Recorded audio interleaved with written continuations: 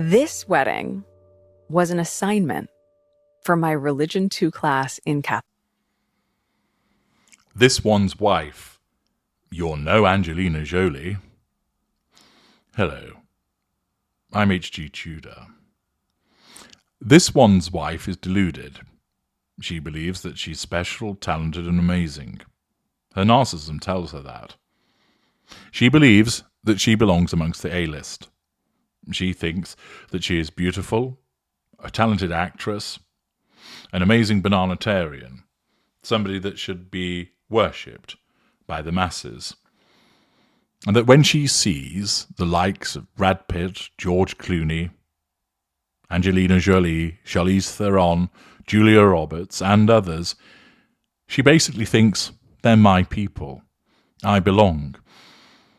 The movers and shakers such as Oprah within the entertainment industry, Tyler Perry, she sees them as people that she regards as natural bedfellows, although they would distance themselves ultimately from her. The A-list turned its back on her. They saw her for what she is, a grifting charlatan. But that hasn't stopped her believing that she should belong. And there are plenty that are content to tell her she ought not to belong. Sunak Mukherjee writes in Mint, "This one's wife is no Angelina Jolie." Hollywood celebrities are now favouring King Charles and Prince William over Prince Harry and this one's wife, as per royal commentator Josh Rom. Naturally, such news as that would be a threat to control for this one's wife. Even though Harry and this one's wife are trying hard to become famous in Hollywood, they're not getting as much support from Hollywood stars as they wanted, Rom told Sky News Australia. In stark contrast, Prince William made his presence felt at the recent 77th BAFTAs, mingling with high-profile figures such as Cate Blanchett and David Beckham. Undoubtedly, this one's wife would be aware of Prince William doing that, and it would get under her skin, as she believes that's her role. This occurrence underscores the irony in the Sussex's Hollywood aspirations when compared to the royal support for the King and the Prince of Wales. I find it almost ironic that Prince Harry and this one's wife are trying to make it in Hollywood, but yet it's the King and Prince William that are receiving more support from the stage and screen, Rom said. Well, this is down to two things. The King and the Prince of Wales are seen as more attractive prospects. They behave themselves, and therefore they garner support.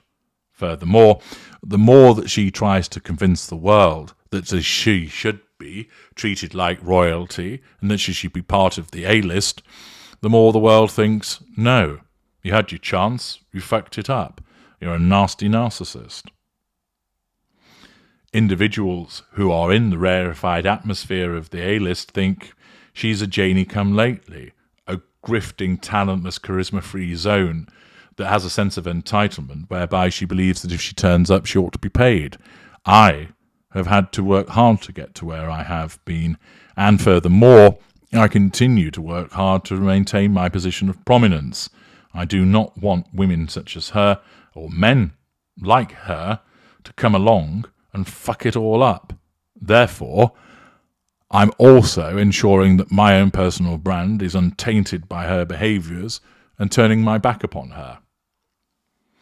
Rom also touched on this one's wife's acting career before her royal marriage. He noted that her Suits role did not place her at the pinnacle of Hollywood's A-list. Indeed, virtually nobody had heard of her, even though, of course, she has tried to make it seem as if Suits was some kind of phenomenon and that she was the most famous person on it, although she was sixth on the call list. Most people know the only reason they hear about her is because of who she married. Rom says her global recognition is largely due to her association with the royal family, rather than her acting credentials. It isn't largely due to her association with the royal family, it's entirely because of her association with the royal family. I pose this question to you, valuable listeners. Did you know about this one's wife before 2016 when she started fondling the pink pods of old Ginger Bollocks there? Were you aware of her? I was not, in the sense of having anything to do with her prior to that year. I didn't know of her from Suits. I knew of her from a personal interaction, which I've told you about, but it was largely something that I'd consigned to the annals of memory. And it was only when she became much more noticeable as a consequence of who she married that I recalled those events. Similarly, is that the case for you? Did you actually know about her before we heard about her having an involvement with Prince Harry? Did you know about her from Suits or her other work? If so, let me know in the comments. Likewise, if you only heard of her as a consequence of her marrying and being involved with Prince Harry, state as such. Let's see where it gets us to.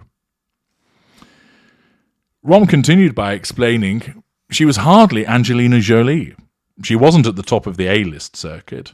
Certain sources have told me that before she was a royal, that she and her former press representative would be meeting the tabloids to get this one's wife into the press to further her career.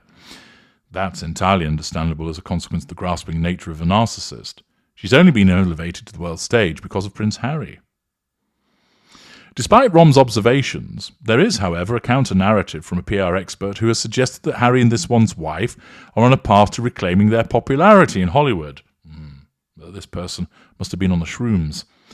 They've just returned from a successful press tour in Canada to promote next year's Invictus Games, defined success, and it showed them to be developing their brand in the right way. And if this type of activity continues, their brand Sussex will be able to regain some of their lost popularity, Lynn Carrott from Pressbox PR told The Mirror. That's certainly doubtful. The ship has sailed, the train has left the station, the horse has bolted. There are too many things that she's done. There are too many things that she's not. After all, she's hardly Angelina Jolie, although she wishes she were. And the fact is, so many people see this. And articles such as this, which point out that she is no Angelina Jolie, that she neither has the status or the ability or the reach of her, means that she will never be part of the A-list, despite her deluded belief that she belongs there. And despite the attempts of some to talk her up, far too much water has travelled under the bridge for her ever to now succeed. And instead, she will be repeatedly reminded, you're just a try-hard. You never were, and he's a has-been, and you're never going to be long. I'm H.G. Tudor. Thank you for listening.